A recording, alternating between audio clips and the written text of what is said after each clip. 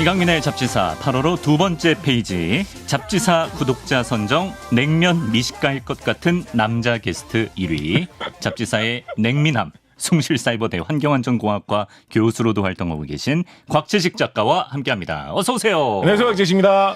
야, 많은 구독자 여러분이 정말 그리워했는데 3주 만에 돌아오셨군요. 아, 그렇군요. 예. 냉미남이 냉면 미식가일 것 같은 남자. 그게 냉미남. 다른 냉미남 원하시나요? 아닙니다. 뭐 온미남 괜찮죠. 쪽에 가까우시죠. 네네. 예, 인상만 보면 온미남 쪽에 온미남. 따뜻한 느낌. 온면 미식가일 것 같은 남자. 냉미남. 이렇게 또 그래도 좋은 뜻으로 예. 붙여주셨으니까 어거지죠. 감사히 듣겠습니다. 고맙습니다. 이제 벌써 8월이 돼서 냉면 찾으시는 분들이 정말 많은데, 작가님은 뭐 냉면 물냉파인가요? 비냉파인가요? 저는 뭐 물냉파입니다만, 그래요? 비냉도 뭐 좋아합니다. 물냉파입니다만, 우리 이가민 선생님은 혹시 어떤 파이신지요? 저는 뭐 다 잘 먹고, 네네. 요새는 이제 비냉에 육수를 좀 자작하게 해서 먹는. 약간 썩냉 느낌으로 좀. 썩냉. 짬냉. 이상하잖아. 물비냉이라 그러나? 물비냉. 뭐 그런 게 있던데. 왜 비물냉이라고 안 하죠? 물비냉이라고 하면 약간 물냉 우선주의자 같은 느낌 아닙니까? 미음이 비읍보다 앞에 있잖아요. 그런 이유로. 물비냉. 맛있습니다. 그것도. 그럴듯하네. 왜냐면 이제 칡냉면 같은 경우에 그렇게 약간 매콤한 다대기 같은 거를 양념을 이렇게 해갖고 먹는 경우가 꽤나 있으니까. 별미예요. 물비냉. 한번 드셔보시고요. 그러면 함흥냉면 대 평양냉면. 이거 참 어려운데요. 평양냉면 쪽으로 많이 기울어지는 것 같습니다. 근데 이제 평양냉면이 더 좋아서 기울어진다기보다도 요즘은 그래도 평양냉면 집도 많이 늘어난 편이긴 한데 대체로 평양냉면 집이 좀 없지 않습니까? 함흥냉면 집이 좀 더 많고. 그렇죠. 그렇다 보니까 괜히 좀 희소가치 때문에 평양냉면에 좀 솔깃한 특별한 것 같고 이런 좀 간사한 마음 때문에 평양냉면으로 조금 더 기울어질 뿐이다 라고 좀 스스로를 채찍질하고자 합니다. 하지만 냉면은 다 맛있다. 그렇습니다. 저희 에디터 한 명이 여름 음식 관련해서 작가님께 질문을 하나 있습니다. 네네. 이제 요맘때 콩국수 또 먹으면 맛있지 않습니까? 그럼요. 근데 이제 콩국수도 파가 갈려요. 소금파 대 설탕파로 아주 치열하게 갈리는데 화학적으로 말이죠. 화학적으로 소금과 설탕 중에 콩국수와 더 궁합이 맞는 것은 무엇이냐? 이게 이제 화학적으로 따진 문제는 사실은 아닙니다. 아닌가요? 사실은 아닌데 이걸 뭐 화학적으로 따지고 앉아 있겠습니까? 그래도 그럴 만한 문제는 따져주셔야죠. 아닌데 굳이 그래도 뭐 화학 이야기를 조금만 해가지고 좀 이야기를 해보자면 보통 이제 대부분의 이 콩국수 가게에서 또 이제 역사와 전통을 자랑하는 콩국수 가게일수록 이 콩국수 육수, 콩국물을 만들면서 애초에 이제 소금을 어느 정도 사용을 하면서 그 자체로도 어느 정도 간이 되어 있는 상태로 콩국물을 만드는 경우가 대부분이 아니겠습니까? 그렇죠. 그래서 이제 거기에다가 추가로 소금을 더 넣는 것은 어떻게 보면 가뜩이나 한국인이 이 소듐 섭취량, 나트륨 섭취량이 좀 많다라고 하는데 좀 지나치지 않느냐. 아닙니다. 그래서 오히려 거기에 이 콩국수 육수를 만드는 과정에서는 초장부터는 첨가되지 않을 가능성이 있는, 또 이렇게 말씀해 주시는 또 뭐 역사와 전통을 자랑하는 무슨 콩국수 집에서 설탕도 육수 만들 넣는다라고 하면 제가 좀 난처해집니다만 그렇죠. 통상 이제 그런 경우는 그나마 상대적으로 좀 드문 설탕을 차라리 추가해 넣는 것이 조금 더 이 어떤 균형에 어울리는 것 아니냐. 이 나트륨 과다와 소듐 과다로 신음하고 있는 어떤 한국인의 식생활을 생각할 때는 소듐보다는 설탕이 조금 더 적당하지 않은가. 감히 위험한 의견이지만 말씀을 좀 드려봅니다. 기본 소금 간의 소금 추가는 중복이다. 그렇습니다. 그러면 설탕 쳐서 드시는 편인가요? 저는 사실은 아무것도 거의 안 칩니다. 저도. 그냥 준 대로 대체로 간이 어느 정도 돼 있어요. 살짝. 준 대로. 간이 필요하면 김치 먹고. 김치 먹고. 그거죠. 순정파. 그렇습니다. 튜닝의 끝은 순정입니다. 자, 저희가 여름 별미 냉면으로 오늘 이야기를 시작한 이유가 있습니다. 오늘 다뤄볼 원소가 말이죠. 이 냉면과 관련이 있다면서요? 그렇습니다. 냉면 하면은 뭐 이 원소를 과다 섭취하게 하게 되는 원인이 될 수 있지 않느냐라고 해서 자주 이야기되는 우리가 이제 소금기를 먹게 되면 소금으로 뭔가 짭짤하게 해놓은 것을 먹게 되면 항상 같이 먹게 되는, 왜냐하면 소금의 양대 구성 원소 중에 하나인 이 소듐, 나트륨이 이 소금의 반을 차지하고 있기 때문에 그에 대해서 오늘 얘기를 해보려고 합니다. 근데 정말 냉면 관련 기사 보면은 냉면에 나트륨이 너무 많이 들어간다 이런 기사가 종종 있거든요. 그렇습니다. 근데 사실은 뭐 냉면을 떠나서 한국 사람이 기본적으로 이 소듐, 나트륨을 좀 과도하게 먹는 경향이 있습니다. 하루에 소금이 성인 기준으로 하루에 소금을 얼마나 먹으면 되느냐라고 하면 연구해서 밝혀본 결과로는 한 2g 정도 먹으면 충분하지 않느냐라고 2g? 이야기를 하고 있거든요. 근데 이제 2g 정도 이제 소금 소금을 이렇게 손에 들어보면 네. 정말 조금밖에 안 됩니다. 네네. 그래서 한국인의 어떤 본능이 그런 저절로 막 그런 말이 나오거든요. 예. 이걸로 누구 코에 붙이냐. 그렇죠. 사실 뭐 소금을 코에 붙이고 다니는 사람은 없습니다만 본능적으로 그걸 보면 아 이걸 누구 코에 붙이려고 그렇죠. 이런 마음이 막 생기는 게 한국인의 이상한 본성이거든요. 네. 그렇다 보니까 한국인은 가능하면 이제 소금이 많이 든 음식을 좀 안 먹으려고 애를 써야 되는데 이 냉면 같은 경우에 네. 시원하게 또 육수와 함께 벌컥벌컥 많이 국물까지 먹는 경우도 많다 보니까 그렇죠. 냉면을 먹다 보면 소금을 유독 많이 먹게 된다. 그러니까 이제 요거를 걱정하기 때문에 요즘은 많은 그 인스턴트 냉면 메이커들이 네. 어느 정도 이 소금 양을 좀 조절을 하고 있기는 한데요. 그래도 시중에 판매되는 이 냉면 육수들을 이렇게 찾아보면 네네. 보통 우리가 이제 라면이 이제 맵고 짜고 하다 보니까 짠맛이 강하니까 이제 소금이 많이 들어갔을 것이다. 그쵸. 라고 라면에 대해서 많이 생각하지 않습니까? 네. 근데 라면보다 훨씬 더 소금이 이 나트륨 함량, 그렇군요. 소듐 함량이 많은 냉면 육수가 좀 허다할 정도로 자칫 잘못하면 이 나트륨을 많이 먹게 되는 것이기 때문에 좀 주의할 필요가 있고요. 어떤 냉면을 사 먹어볼까 이렇게 할 때 그 나트륨 함량이 다 표시가 돼 있거든요. 요즘 우리나라 제품들은. 예. 그걸 좀 봐가시면서 고르는 것도 나름대로 좀 괜찮은 방법입니다. 네. 참고로 이제 좀 추가로 말씀을 드리면 네. 한국 사람들이 뭐 소듐을 많이 먹는다, 나트륨을 많이 먹는다, 소금을 많이 먹는다라고 하지만은 네. 사실은 한국 음식이 그렇게 짜냐라고 생각을 해보면 짜지 않나? 유럽 음식이나 뭐 이런 거 먹어보면 예. 더 짠 경우도 사실 꽤나 많습니다. 그래요? 또 독일에서 뭐 술안주 같은 거 맥주집 가서 먹어보면 예. 뭐 이렇게 음식을 짜게 해서 내놓느냐. 한국 음식 짜다고 하는데 독일 사람들 더 짜게 먹네. 뭐 이런 경우가 상당히 많이 있습니다. 네네. 그래서 뭐 한국 사람 짜게 먹는다는 걸 막 이해를 못하고. 족발보단 슈바인학센이 더 짠 것 같아요. 그렇습니다. 네. 그래서 그런 경우가 많이 있습니다만 뭐 널리 이 식품 연구하시는 분들이 말씀을 하기로는 네. 한국 사람들이 소금을 크게 많이 먹게 되는 경로는 사실 뭐 우리가 한국의 어떤 짠 음식이다라고 하면 흔히 떠올리는 무슨 뭐 김치류라든가 네. 그렇게 뭐 절인 식품, 젓갈 뭐 이런 것도 있습니다만 네. 사실은 그렇게 우리가 짜라는 느낌이 강하게 드는 것보다는 네. 주로 어떤 국물류 찌개류 이런 데서 이제 알게 모르게 소금을 먹는 경우가 많다. 특히 국 같은 경우에 네. 이게 물에다가 소금을 타가지고 간을 맞춰 놓은 거잖아요. 그렇죠. 그래서 이제 물이 잔뜩 있기 때문에 웬만히 소금을 넣어서는 이게 너무 밍밍하고 간이 됐는지 안 됐는지 국이 왜 이러냐. 너무 국이 맛이 없다. 이렇게 되기가 쉽기 때문에 거기다 이제 맛있으라고 소금을 계속 넣다 보면 이제 좀 간이 맞네라고 하면 그 물량 대비를 하면 그치. 소금을 너무 많이 넣은 형국이 돼가지고 때려붓는 거죠. 근데 또 이제 또 한국 사람들이 이제 저도 그렇습니다만 오늘 좀 국물 먹고 싶은데 이래가지고 국을 먹게 되면 또 그걸 이제 다 마시게 되기가 그렇죠. 십상이거든요. 요거 한번 해야죠. 그럼 샐러드 같은 거 먹고도 다음번에 좀 이렇게 하면 개운하죠 머리에서. 그건 또 제가 알지 못했던 또 새로운 좀 풍속인 것 같은데. 뭐 널리 퍼져 있는 풍속인가요? 저희 또래에서. 또래에서. 또래가 굉장히 뭔가요, 저하고. 하여튼 성상 정도 쌉 가는. 하여튼 그렇다 보니까 국물 때문에 한국 사람들은 이 소듐을 많이 먹게 되는 경우가 있다. 그래서 이제 약간 그런 것도 좀 권하고 싶어요. 국물 같은 걸 좀 얼큰하게 먹고 싶다. 언제 국물이 한국인들이 이상하게 그런 게 있어요. 국물 들어간 요리가 막 먹고 싶다 이럴 때가 있거든요. 땡기죠. 그럴 때 되면 이제 국물의 그 맛만 좀 보시고 너무 국물을 다 드시는 거는 약간 좀 삼가도 나쁠 것은 없다. 건더기 위주로 골라주세요. 좀 드리고 싶습니다.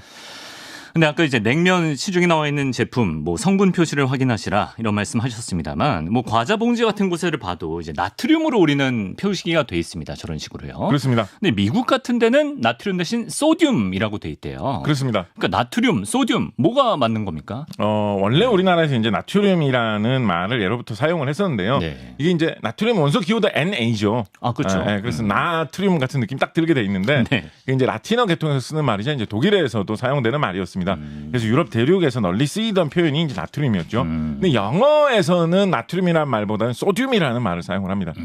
그래가지고 이거를 최근에 몇 년 전에 2014년인가요? 대한화학회에서 이게 논문을 쓰거나 세계적으로 유통되는 어떤 문서를 만들면 요즘엔 영어로 많이 만드니까 세계 기준으로 더 쉽게 알 수 있는 용어를 사용을 하자라는 의미로 대한화학회에서는 공식적으로 나트륨 대신에 소듐을 쓰자로 소듐으로 바꿨거든요. 그래서 이제 영어식으로 하면 소듐이고 영어 외에 거의 대부분의 유럽 언어에서 나트륨이고 그래서 우리나라의 원소 기호도 NA이고 그래서 우리나라에서 과거로 나트륨을 쭉 써왔는데 대한화학회에서는 2014년에 영어 기준으로 바꿨다라고 보시면 되겠고요. 이게 이제 뭐 나름대로 뭐 일장일단이 있겠죠. 그러면 이제 영어로 저도 처음에 대학에 들어가지고 네. 영어로 된 어떤 교과서나 네. 책 같은 걸 보니까 뭐 소듐이 어쩌고 나와 있는데 소듐이 뭔지 모르겠는 거예요. 그래서 뭐 이게 어떤 대단한 무슨 어떤 특수 물질인 줄 알았습니다. 처음에. 네. 근데 이제 사전 찾아보니까 그게 이제 나트륨이라는 뜻으로 영어에서는 쓰는 단어더라고요. 그래서 그런 거에 좀 더 친숙해질 수 있다. 그런 뭐 장점이 있기는 합니다만. 네. 또 한편으로는 뭐 너무 낯설고 네. 또 원소기호 NA하고 너무 멀게 느껴지고 NA인데. 뭐 그런 느낌이 있어 또 단점도 있습니다. 네. 일장일단은 있는데 한 가지 이제 정말로 아쉬운 건 뭐냐면 네. 대한화학회에서는 하여튼 뭐 이렇게 결심을 해가지고 잘 추진해서 바꿨어요. 네. 근데 예를 들면 뭐 생물학회나 물리학회나 네. 뭐 다른 뭐 공학회나 이런 데하고 다 협의해서 바꾼 게 아닌 거예요. 그러니까 아까 말씀드렸던 예. 뭐 의학계 이런 데서는 아직도 저 나트륨 증 이런 말을 그렇죠. 예. 의학 용어로 쓰는 게 남아 있는 영국이거든요. 국립국어원에서도 복수 인정입니다. 네, 그러니까 예. 화학 용어로는 소듐으로 바뀌었지만은 의학 용어, 생물학 용어, 물리 용어로는 아직까지 공식적으로 그렇게 바뀐 것도 사실은 아니기 때문에 네. 좀 혼돈스러운 그런 면이 있습니다. 이런 건 좀 정리되면 좋을 텐데. 그래도 원소니까 대한화학회가 지분이 가장 크지 않을까요? 그래서 뭐 오늘 같은 경우에는 그래서 이제 뭐 소듐 우리가 좀 이렇게 예. 밀고 나갈 수는 있습니다만 알겠습니다. 약간 그런 좀 애매한 그런 문제가 있습니다. 맞습니다. 나트륨과 소듐, 그럼 이 명칭은 각각 어디서 유래된 건가요?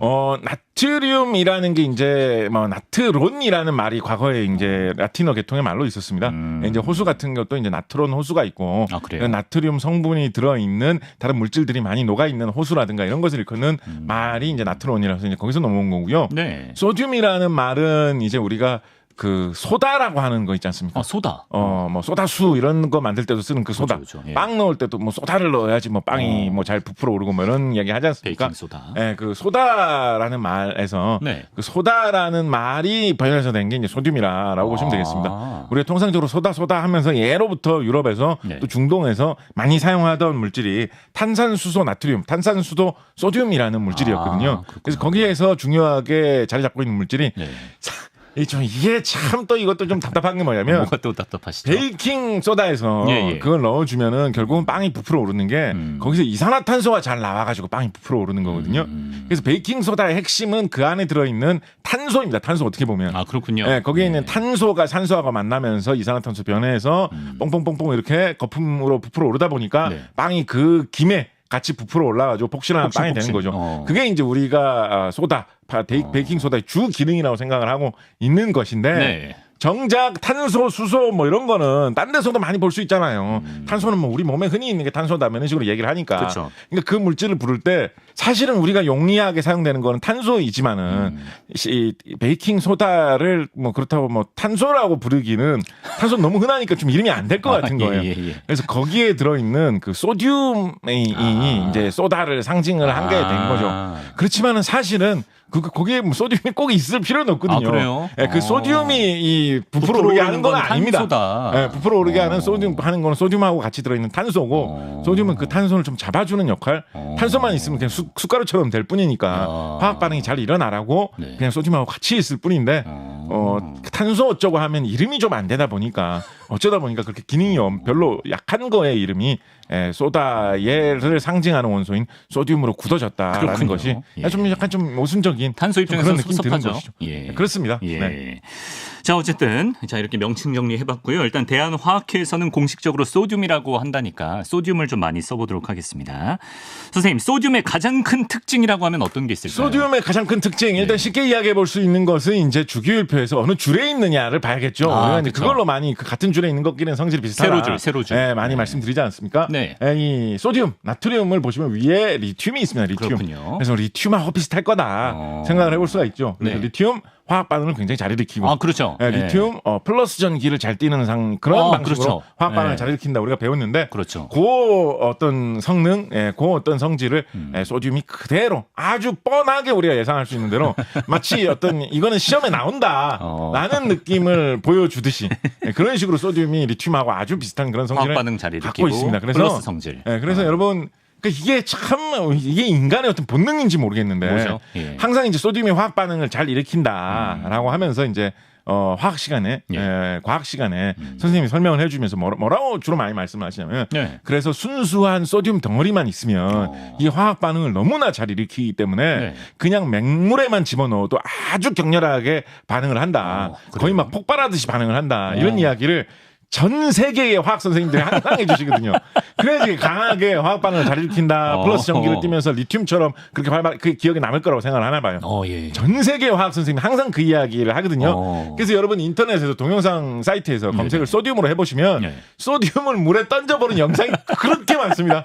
전생 이제 세계 각국의 진짜 별별 모두 온갖 사람들이 스테디셀러 진짜 과학 유튜버라면 이거 한 번쯤은 언젠가 한다라고 할 정도로 꼭 맹물에다가 이 소듐 던져보는 걸 합니다. 과학 실험의 근본이구나. 네, 그러면 진짜로 막 이렇게 뻥 터지듯이 별로 그렇게 큰 거를 안 내던져도 소듐을 뭐 손으로 잡으면 안 되거든요. 손에 있는 습기하고 이제 반응을 하기 때문에. 근데 손에 잡힐 정도 되는 아주 조그만 것만 물에다 던지면 뻥 터집니다 정말로. 나 왜 안 해봤지 나는. 아니 그 구하기 힘들거든요. 위험 물질이에요. 그래요? 구하기 힘들거든요. 그래서 이제 그런 실험에도 많이 사용이 되거니와 아까 이제 리튬하고 비슷하다고 말씀드리지 않았습니까? 원래 리튬 시간에 우리가 또 이제 한 세대를 풍미했던 명곡 사랑의 배터리 그렇죠, 노래를 그렇죠. 언급을 하면서 리튬은 한국인에게 배터리의 의미가 정말로 크다라는 말씀을 드린 적이 있습니다. 맞습니다. 근데 이제 리튬이 그래서 그때 그 시간에 말씀도 드렸었죠. 리튬 이온을 구하기 위해서 어떤 사막에 리튬이 많이 있는 뭐 볼리비아라든가 뭐 칠레 이런 나라하고 우리가 교류를 하려고 애를 쓰기도 하고 리튬 시세가 오르락 내리락 하는 것에 따라서 주식 투자자들이 울기도 하고 웃기도 한다는 말씀 드렸었는데 했죠. 사람들이 이제 생각을 하는 거예요. 리튬하고 소듐하고 성질이 비슷하니까 리튬 대신에 소듐을 이용을 해서 배터리를 만들 수 있다면 어떨까라는 생각을 하는 거죠. 지구 반대편 안 가도 되겠네요. 소듐은 소금이 염화, 나트륨, 염화, 소듐이니까 소금의 바닷물 속에 지천으로 그냥 널려 있단 말이에요. 그러네요. 그러니까 이 기술이 개발이 되면 뭐 리튬 시세를 어떻게 뭐 고민하고 뭐 리튬이 있는 곳을 우리가 먼저 찾아야 되고 이럴 필요 없이 그냥 염전에 가가지고 천일염을 그냥 긁어와가지고 그걸로 배터리를 만들면 염전에서 일하시는 분들이 어떤 전기 생산의 역군이 되는 그런 또 놀라운 일을 일으킬 수가 있지 않겠습니까? 또 폭등하겠네요. 그래서 소듐 배터리를 연구하시는 분들이 사실 꽤나 많이 있습니다. 그래요? 이거를 만약에 어떤 실용적인 수준으로 좋은 성능이 나오는 것을 쉽게 만드는 기술을 개발해낸다라고 하면 리튬이온 배터리 개발하시는 분들이 이제 노벨상을 받았다라고 말씀을 드리지 않았습니까? 그렇죠. 소듐 이온 배터리 이런 거를 실제로 이제 실험실 수준에서 대충 돌아가는 건 또 어느 정도 또 있습니다. 또 벌써 이게 성질이 전기적인 성질이 비슷하기 때문에 이거를 실용적으로 대량 생산해가지고 리튬 이온 배터리를 대체할 정도로 많이 만들 수 있는 그런 제품을 누군가 개발한다. 노벨상을 받을 가능성이 상당히 크다. 불가능하지 않다고 보시는. 우리가 냉면 먹을 때마다 간을 할 때마다 사용하는 그 소금 속에 노벨상의 비밀이 사실은 도사리고 있다. 그거를 어떤 짠맛을 어떤 사랑의 배터리로 우리 활용만 할 수가 있다면 노벨상의 배터리가 되는 것이다. 꿈을 꾸어도 좋습니다. 대한민국의 염원이 냉면 속에 담겨 있었습니다. 그렇습니다. 자, 늘 경고성 메시와 함께 붙는 이 나트륨, 공식 명칭 소듐입니다만 이게 또 우리 몸의 필수이기도 하잖아요. 그렇습니다. 우리가 소듐이 전혀 없으면 사람뿐만 아니라 수많은 동물들이 몸을 유지를 할 수가 없게 됩니다. 몸에 굉장히 필수적으로 꼭 있어야 되는 많은 양이 필요하지는 않지만 꼭 조금은 있어야 되는 성분 중에 하나인데요. 소듐이 어디에 사용이 되느냐? 우리가 이제 아까 뭐 사랑의 배터리 노래도 불렀습니다만 사람끼리 어떤 마음이 통했다. 혹은 어떤 강한 감정의 교류가 있었다라고 할 때 전기가 통한 것 같다라는 류의 표현을 사용하지 않습니까? 그렇죠. 근데 이게 아주 밑도 끝도 없는 말만은 아닌 게 사람의 신경이 작동을 할 때 뇌가 작동을 할 때 항상 뇌와 신경 속에서 그 신호를 주고받기 위해서 사용을 하는 게 바로 이 전기입니다. 그리고 실제로 사람이 뭐 그렇게 뭐 사랑의 마음이 아니라도 누구의 손등을 꼬집었다. 그럼 그 손등이 꼬집은 그 아픈 느낌이 몸을 신경을 타고 전달이 돼가지고 뇌에서 아파 이런 느낌이 들겠죠. 근데 혹시 뭐 만약에 어떤 내가 뭐 다쳐가지고 뭐 어떤 몸의 어떤 한 부분은 신경이 다쳐가지고 끊겨 있다라고 하면 거기를 뭐 꼬집어도 야 나 거기 그때 사고 나가지고 신경이 다쳐가지고 거기는 찔러도 아픈 줄 모른다고 뭐 이런 경우 생길 수 있잖아요. 그러네요. 그러면 신경을 타고 그렇게 꼬집었을 때 뭐가 전달이 되느냐? 뭐 사랑의 마음이든 슬픔의 마음이든 그렇게 신경을 타고 전달되는 게 뭐냐? 전기가 전달된다라는 것이죠. 그래서 사람의 몸은 한 0.1V 정도의 전기를 이용을 해가지고 0.1V의 전기가 생기느냐 안 생기느냐 그거를 교묘하게 전압을 조정을 해가지고 몸속에 신경을 타고 전기를 흐르게 해가지고 그걸로 뭐 여러 가지 신경의 작동도 시키고 우리가 사람의 뇌를 가지고 고민하는 여러 가지 생각들 지금 이런 방송을 들으시면서 이 잡지사 이 방송 너무 재밌다. 원스 어퍼나 타임 주기율표 계속 자주 했으면 좋겠다. 옆 사람한테 구독시켜야겠다. 매일 들을 수는 없을까? 이런 생각을 하시는 분들이 좀 많이 계실 텐데 예. 머릿속에 드는 그런 수많은 생각들, 머릿속에 신경세포를 타고 흐르는 그 전기 신호의 결과거든요. 사람이 어떻게 보면 전기로 생각을 하는 거예요. 네네. 이런 거 보면 컴퓨터하고 사람하고 좀 비슷한 느낌도 있어서 그러네요. 좀 묘하기도 하죠. 피카츄하고도 좀 비슷한 것 같아요. 사람, 동물 뭐 다 신경을 사용할 때 이렇게 전기를 사용하는 게 많은데 예. 사람은 그러면 그 전기 0.1V 정도의 전기를 만들 때 네. 어떻게 해서 전기를 만드느냐? 사람 몸속에 우리가 발전소에서 전기를 만들 때는 우리 저기 자전거 타고 가다 보면 이렇게 앞에 전조등 킬 때 이렇게 버튼 누르면 발전기가 자전거 바퀴에 이렇게 붙으면서 고개 돌아가면서 전기를 만들어 가지고 전조등 불빛 들어오는 거 그렇죠. 혹시 보신 적 있으신지 모르겠는데 그 안에 까보면 안에 뭐 자석도 들어있고 막 그렇거든요. 네. 사람의 몸속에 막 구리선과 자석이 있어가지고 전기를 만들어내지는 않지 않겠습니까? 그렇죠. 혹시 뭐 그분은 어떤 유해를 뭐 이렇게 화장을 했더니 안에서 자석이 굵은 게 나왔다더라. 이런 분은 없잖아요. 자석 인간이 있긴 하던데 막 숟가락 붙이고 다니는. 근데 그분도 뭐 그분 자석 인간 아닌 분은 뭐 어떤 두뇌가 좀 떨어지고 자석 인간은 머리가 굉장히 빨리 돌아오고 이런 거 아니잖아요. 아니죠. 그래서 사람은 그럼 몸속에서 발전기가 있는 것도 아니고 어떻게 전기를 만들어내느냐? 바로 이 소디움, 나트륨을 이용을 하는 것입니다. 사람 몸속에 어느 정도의 일정한 양의 플러스 전기를 띤 나트륨이 이렇게 퍼져 있는 거예요. 네. 그리고 몸속에 있는 신경세포 주위에서 그 소디움이 필요할 때마다 한쪽으로 끌어당기거나 한쪽으로 내뿜는 말하자면 일종의 펌프 밸브 같은 것들이 아주 미세하게 신경 주변에 마련이 되어 있습니다. 야. 그래서 플러스 전기를 띤 소디움을 한쪽으로만 쭉 놓아놓으면 거기에 플러스 전기가 강하게 모이겠죠. 그럼 이제 그게 전압이 이제 높은 상태가 되는 것이고 이제 전기가 필요 없다라고 하면 그 밸브를 열어주면 소디움이 이제 빠져나가게 되면 다시 이제 플러스 전기가 모인 부분이 사라지게 되니까 신기하다. 전압이 내려가게 되고 그런 식으로 사람의 몸은 밸브와 펌프를 이용을 해가지고 소디움을 이쪽으로 몰았다가 안 몰았다가 하면서 전기를 만들어내기도 하고 전기를 없애기도 하거든요. 몸에 소디움이 전혀 없어진다. 소디움이 너무 부족해진다라고 하면 이 기능이 전혀 작동되지 않겠죠. 그래서 몸에 있는 모든 신경이 작동을 하지 않게 되면서 잘못하면 우리 아까 말씀해 주신 이소룡처럼 목숨을 잃게 되는 일까지도 올 수가 있는 것입니다. 반대로 생각을 하면 이 소디움을 이렇게 0.1V 정도 정교하게 왔다 갔다 하는 걸 조정을 해줘야 되거든요. 그렇죠. 그래서 그 기능을 유지하기 위해서는 소디움 농도를 항상 몸에서 일정하게 유지시켜 줄 필요가 있는 거예요. 그래야지 오늘 냉면 좀 많이 먹었더니 소디움 농도가 달라져가지고 꼬치보다 아픈 줄 모르겠다더라. 머리가 안 돌아간다. 심장이 안 뛰네. 이건 곤란하잖아요. 안 돼. 여름에 큰일 나죠. 그래서 항상 소디움 농도를 유지를 여름에 진짜 큰일 난다는 말씀 잘 주셨는데 땀을 많이 흘려도 소금기가 같이 나가잖아요. 그래서 그런 거를 잘 조절을 해주는 기능이 몸이 어느 정도 있어야지 조금 소디움이 나가는 거, 조금 소디움 먹은 거 때문에 막 몸이 엉망으로 변하지 않게 됩니다. 그 신경의 조그만 차이가 사실 얼마나 큽니까? 전기 0.1V면 그렇게 대단하지도 않은데 그 약간 조금 사실 이런 일이 언젠가 일어날지도 모르겠는데 약간의 전기 신호만 조금 착하게 되면 어제까지는 미워서 죽겠다는 어떤 사람이 있었는데 갑자기 너무나 사랑스럽고 그 전기로 따지면 몇 볼트 차이도 되지 않는 거예요. 근데 머릿속에서 잠깐 그 전기가 왔다 갔다 하면 인생의 큰 오판을 할 수도 있게 되는 거거든요. 갑자기 뭐 사랑한다. 내일 결혼하자. 사랑하지도 않는데. 이런 말을 했다. 어제 머릿속에 소디움이 잘못 움직여가지고 내가 왜 이렇게 될 수 있는 거잖아요. 그래서 그런 불상사가 생기지 않도록 유지를 해줘야 돼. 조정하는 기능이 몸속에 꽤나 발달되어 있습니다. 근데 그래서 소디움을 너무 많이 먹으면 어떤 일이 발생을 하느냐. 소디움의 농도를 맞춰주기 위해서 물기를 최대한 몸이 가두고 품고 있으려고 합니다.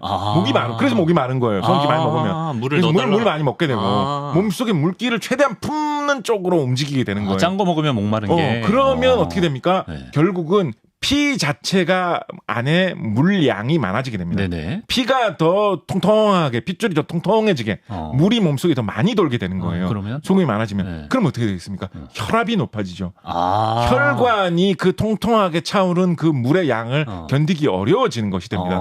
그래서 고혈압이 있으신 분들은 짜게 드시면 안 된다. 그게 소디움 자체가 혈관을 막 쿡쿡 찌른다 이런 것보다도 그 소디움 때문에 몸이 조절하기 위해서 물을 너무 많이 품다 보니까 혈관에 물이 너무 많아져서 혈관이 탱탱해져서 무리가 생긴다. 조심해야 됩니다라고 해서 고혈압 있으신 분들은 조절해야 된다라는 말을 하는 것입니다. 그렇군요. 이렇게 소디움이 몸에 많아도 문제, 적어도 문제입니다. 참고로 하나만 더 말씀드리면 그래서 소디움이 그런 여러 가지 문제를 일으킬 수 있기 때문에 포타슘 이것도 이름이 바뀌었어요. 예전에 칼륨이라고 불렀는데 칼륨. 예, 요즘 포타슘이라고 부릅니다. 또 예. 포타슘이 든 거를 많이 먹으면 좋다. 뭐 바나나에 포타슘이 많이 들어있고 감자에 포타슘이 많이 들어있고 뭐 이런 얘기 하는데 네. 그런 거 많이 먹으면 좋다라고 하는 거의 이유 중에 하나가 네. 이 포타슘도 주기율표에서 보면 같은 소디움 라인이에요? 밑에 있습니다. 아, 그렇군요. 그리고 사람 몸에 먹었을 때 큰 뭐 리튬은 사람 몸에 먹으면 막 이상해져요. 예. 그래서 그런 거는 뭐 그리고 생물 속에 잘 있지도 않고 리튬은 그래서 그런 거를 사람이 섭취하기 힘든데 포타슘 같은 경우는 생물 속에 좀 있거든요. 그래서 그거를 먹어주면 사람 속에서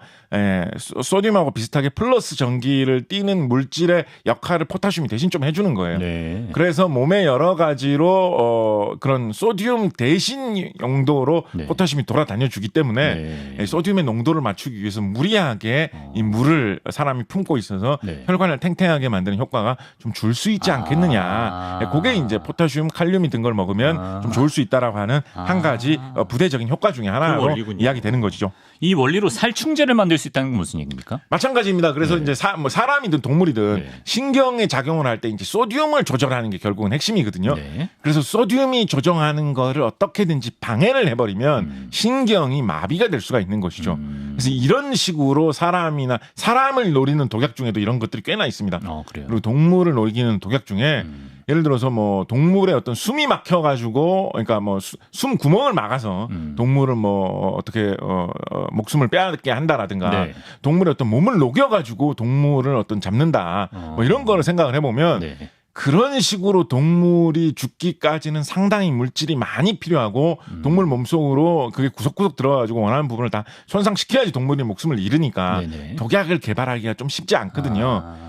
독약 중에서 신경을 마비시키는 독약을 개발을 하면 중요한 신경, 예를 들어서 뇌로 가는 신경이라든가 심장으로 가는 신경, 중요한 거 한 군데만 어떻게 딱 망가뜨리면 전체적으로 동물이 목숨을 유지할 수 있는 기능이 망가져가지고 바로 아주 소량의 공격으로도 즉사시키는 형태로 동물을 목숨을 뺏을 수가 있거든요. 사람 독약 중에도 그래서 그런 게 많고요. 동물 독약 중에서 우리가 널리 쓰이는 살충제 같은 경우에 예를 들어서 제충국이라고 해가지고 국화 종류 중에 이제 뭐 우리나라에는 한때 이제 우리나라 이걸 좀 재배하려고 하는 시절도 있었습니다. 예쁘게 생겼다. 네, 근데 우리나라에는 저렇게 비슷하게 생긴 들국화 같은 게 보다 보면 있습니다. 우리나라에도 하얀색 꽃이. 네, 우리나라도 있는데 우리나라는 저거를 이제 대량 재배는 하지 않고요. 옛날에 하려고 했던 적도 있어요. 그래요? 근데 요즘에 또 하려는 분들이 좀 계십니다. 왜냐하면 이제 요즘에 이제 비닐하우스 이런 기술이 발달하다 보니까 내가 뭐 노력만 한다면 못 기르는 게 없다라고 해가지고 기르시는 분들이 계신데 원래는 이제 동유럽 같은 데서 좀 많이 퍼져 있던 그런 들국화 제충국이었는데 그런데요. 요 제충국에 있는 성분을 잘 짜내면 그 중에서도 이 벌레, 곤충류에서 신경에서 그 신경을 작동시키기 위한 그 소듐을 퍼내는 펌프와 밸브 기능, 그거를 딱 꽂아가지고 마비시키는 그런 물질이 있는 거예요. 그 배관을 막아버리는 거다. 배관을 막아버리는 그런 배관을 손상시키거나 막아버리는 그런 성질이 있는 거예요. 그래서 그게 이제 조금이라도 이 곤충의 몸속으로 들어가면 곤충의 몸속으로 이렇게 돌아다닙니다. 돌아다니면서 약간은 좀 소듐 같은 효과를 어느 정도는 좀 갖고 있어요.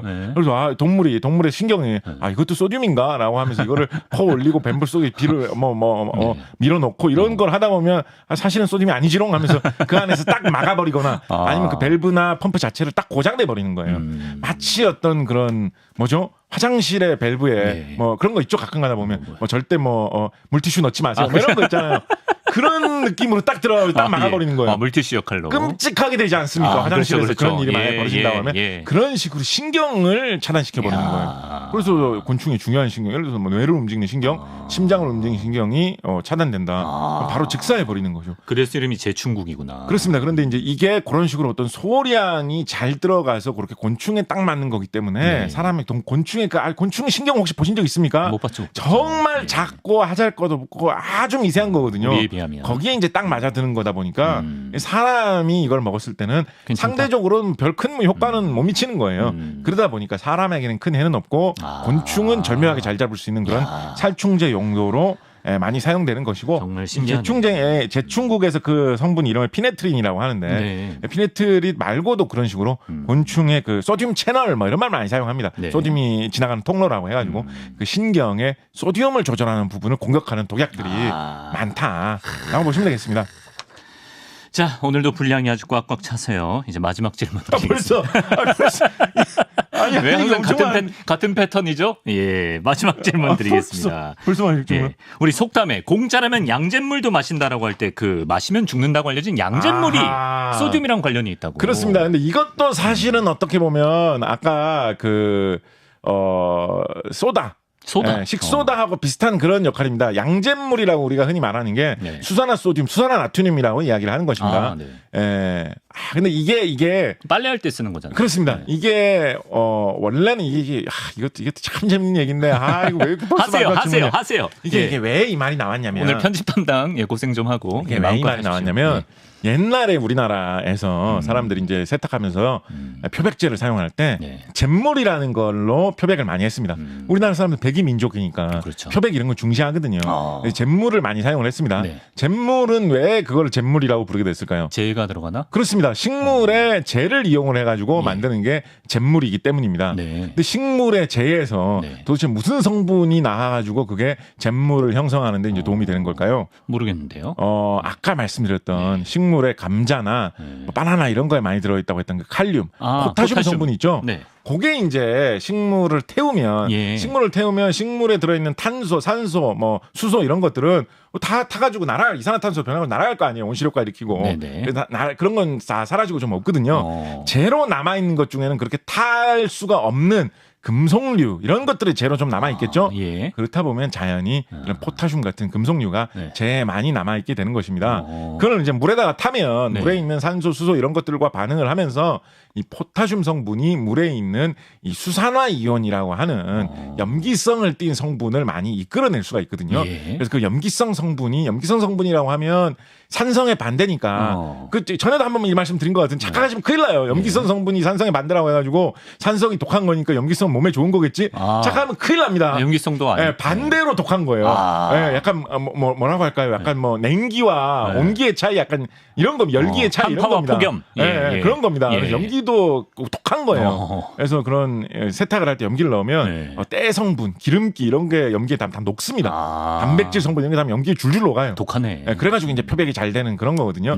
옛날에는 식물의 몸속에 잘 들어있던 재의 그 칼륨에서 온 포타슘에서 온 그 염기성 성분 그거를 이제 사용을 해서 사람들이 잿물이라고 불렀는데 그 포타슘으로 만드는 잿물보다 훨씬 더 대량 생산을 깨끗하게 쉽게 할 수 있고 더 염기성의 정도는 강한 물질을 쉽게 만들어낼 수 있는 그런 것으로 화학 공업을 이용을 해서 만드는 것이 칼륨하고 비슷한 소듐을 이용한 나트륨을 이용한 이 수산화소듐, 수산화나트륨이 있었던 것이죠. 이것이 서양에서 도입이 되었기 때문에 이거는 이제 그 세탁을 하기 위해서 표백 용도로 쓸 수 있는 거지만 잿물하고 그래서 비슷한 용도이지만 화학적으로도 잿물하고 비슷하지만 그렇지만 포타슘 대신에 같은 주기율표 라인에 있는 소듐을 대신 쓴 것으로서 서양에서 유래된 것이다 라고 해서 뭐 양파 이런 것처럼 양잿물이라는 이름을 붙이게 된 것입니다. 당연히 아무리 양잿물이 공짜라고 하더라도 양잿물이 독할 경우에 이걸 먹으면 정말 곤란해지겠죠. 몸이 다 상해서 곤란해지는데 또 이게 교묘한 게 뭐냐면 묽게 만들면 또 염기성이 점점 약해지지 않겠습니까? 어느 정도 뭐 식초도 산성인데 산성이 그렇게 안 세니까 우리가 마시잖아요. 그렇죠. 그래서 이 수산화 소듐도 염기성을 충분히 낮추면 또 먹어도 되는 수준으로 또 낮출 수도 있습니다. 굳이 왜 먹죠? 맛있나요? 왜냐하면 이거를 이용을 하면 이런 여러 가지 식재료를 가공할 때 이게 단백질이라든가 뭐 아까 말씀드린 지방 이런 거하고 반응을 할 수가 있기 때문에 요거를 좀 넣어주면 예를 들면 면발이 뭐 쫄깃해진다든가 고기가 더 연해진다든가 중요하네. 뭐 이런 식으로 자극할 때 쓰는 경우들이 왕왕이 있습니다. 그래서 식용으로 수산화 소듐이 허용돼가지고 좀 쓰이는 경우가 꽤나 많이 있어요. 그래서 뭐 어떤 분들은 그래도 그렇게까지 해가지고 뭐 맛있게 할 수가 있느냐라고 해서 그걸 좀 싫다라고 하시는 분들도 계시기는 한데 더 뭐 이렇게 좀 자연스러운 재료로 만든 게 더 진국이다 이런 분들도 계시기는 한데 또 이제 맛있게 만들려면 그런 성분을 인체에 유해하지 않은 수준으로 그냥 묽혀가지고 쓰는 경우가 있기는 있습니다. 그래서 이제 기본으로는 뭐랄까요 1단계만 초등 수준으로만 따지면 공짜라고 해도 양잿물은 먹지 않는 게 좋다라는 것인데 그 현실을 보면 맛있는 음식을 만들기 위해서 공짜는커녕 돈 주고 양잿물을 약간 묽게 타가지고 쓰는 경우가 또 있는 것이 또 세상 돌아가는 묘한 이치다라는 것이죠. 우리가 연한 양잿물을 마시고 있었습니다. 그렇습니다.